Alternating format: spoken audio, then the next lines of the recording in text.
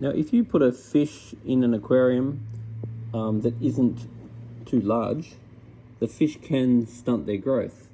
So this fella here, we believe, may potentially be in excess of 10 years old, even though he pretty much is around the same size that a lot of people regularly buy goldfish. This guy has grown a little bit in recent days, but considering this is potentially a 10-year-old fish, definitely well over 8-year-old fish, and it's still very small.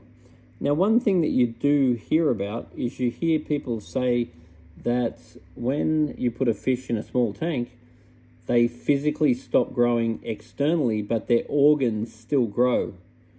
Now, I've never seen actual evidence of that. So I think that someone's auntie's friend's daughter's mate told them that. And I really don't think that that is based in evidence at all. Because I've been involved in many tanks over the years with fish that have stunted. Now, according to actual science, fish emit pheromones and phenols and various things into the water that undoubtedly do stunt the fish's growth. But this is a very healthy, very happy, very well-proportioned fish. Now, in the wild version of the goldfish typically live like 4 to 7 years. Now, you can hear stories of goldfish living much longer than that. But this is a well-proportioned, healthy, beautiful fish which has potentially even succeeded what we would consider to be a natural life. It's definitely well above an average life. And that rumor of the organs is something that I absolutely do not believe. So anyway, put a little note on the bottom of this video. Tell us if you have heard that rumor before and if you have any evidence for or against that rumor. So as far as that's concerned, I have been involved in a lot of different fish over the years, including my mum's yellow tang that ended up getting about 11 years old when she got rid of it. And it was only tiny. And it lived in a sort of a 80-litre aquarium, which you could suggest was definitely too small for a yellow tang. But it lived a very full, very happy life, and it ended up getting moved on when Mum got rid of the tank. And we have no reason to believe that that wasn't a healthy, happy fish. Now, in saying that, we're not suggesting that you put fish into aquariums that they can grow out of. But at the same time, we have no reason to believe that is necessarily going to be a problem. Feel free to comment. Now, in this aquarium at the moment, there is a tiny little bit of ammonia.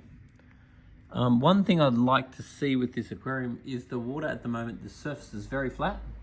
So I'd really like to try to bring these pumps up, because if we get some agitation in the surface, then we'll raise our oxygen level.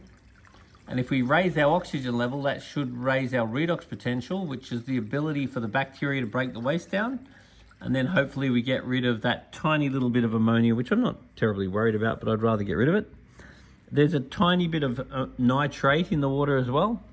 It is not enough for me to be worried about, but increased water changes would help that.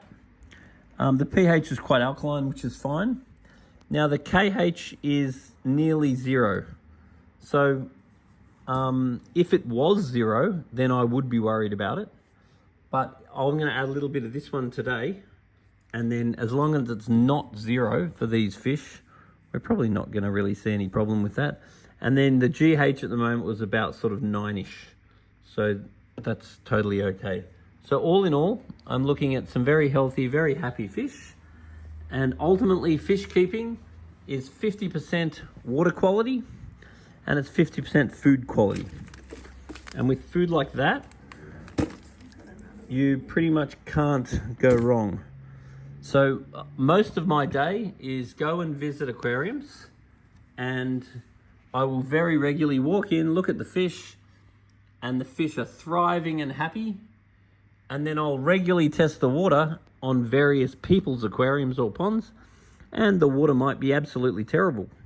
Then I look at the food, and sure enough, I'll see good quality food. So either Danichi or New Life Spectrum, they're my favorite foods. And then I very often will go to the very next house and all the fish are dying. And then I'll often test the water and find that it's nowhere near as bad as the last house. And then I'll check the cupboard, and sure enough, I'll find bad quality food. So most fish food is processed crap in a can. But if you get good quality food, I really believe that's half of fish keeping. Water quality and nutrient quality.